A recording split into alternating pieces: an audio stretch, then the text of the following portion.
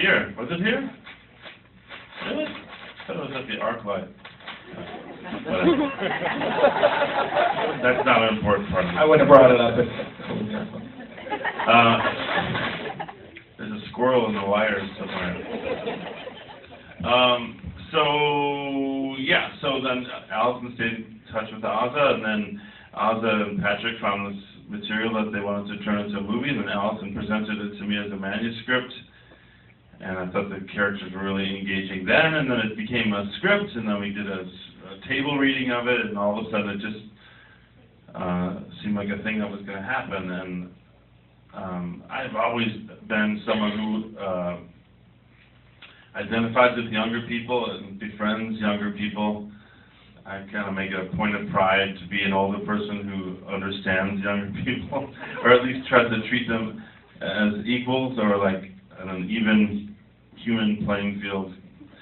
And I've had lots of mentors over the years, and I just thought, well, this is a great character. This is someone that I really relate to, and in some ways people haven't seen me do lately. So, and it really was about wanting to work with Ozza, though. You get a good vibe from the guy. If he says anything, he's already said something.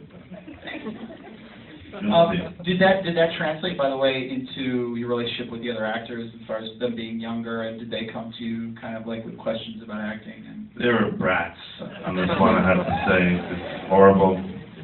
Mel, no. They come from good homes, but something happened along the way. No. How many times can I play that joke? It was great. We didn't have a lot of time to rehearse, but through the audition process, I got to know these guys in kind of an intense, pressurized situation, and then I ended up spending a lot of time, as you do, sitting around a movie set, and yeah, I don't know that I was a real mentor to them, but they would do things like, they'd have this weird look on their face, like kind of bummed out, or a lot of heavy sighing. I was like, what's going on? It's like, nothing. And then looked down at their phone. I'm like, what are you looking at? I got this text from this girl. What does it say? It's like, well, if you were a girl, what do you mean if you text that? And it would always end up with me saying, like, you should stand up for yourself. She's jerking you around. Either she wants to go out tonight or she doesn't. She's trying to have it both ways. So, if that's being a mentor, then I guess that would work. Well, let's open up to some questions in the audience. I'm sure we got some people who want to know some things. Who's got a yes?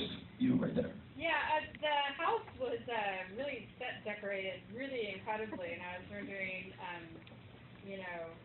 was that part of the story originally, or? That was a brand new condo in West Palm Beach. No. I was looking for a place that, since we're not going into much of a backstory with Uncle James and with Terry, I wanted a place that kind of quickly described what kind of person Uncle James was before this story began. And when we went scouting locations, that really, that was the first door we knocked on. And everything in that house was in that house. I mean, really, we took stuff out to shoot. Yeah, like 50% more stuff. But the piano, the accordion, all those things there. I mean, for me, in a weird way, it's not that far away from the home that I was raised in, so it was very familiar ground for me. And it was something like, I like the idea that Uncle James was somebody that had clearly enjoyed and kind of played through life and had been someplace, and the fact that he knew he was slipping away from there only made it a little bit more heavier.